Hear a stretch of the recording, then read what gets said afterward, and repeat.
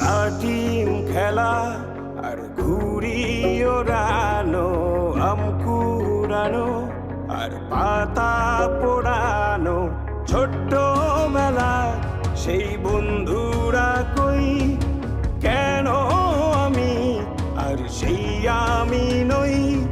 আজ অনেক বছর পরে খুঁজে ফিরি,